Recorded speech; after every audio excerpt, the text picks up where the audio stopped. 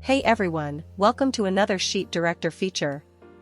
In this video, we'll explore how to control where your data is stored using destination settings.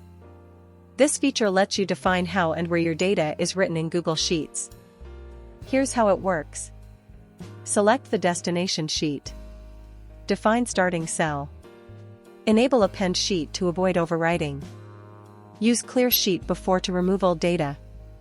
Add headers if needed. Create new tabs using the plus option.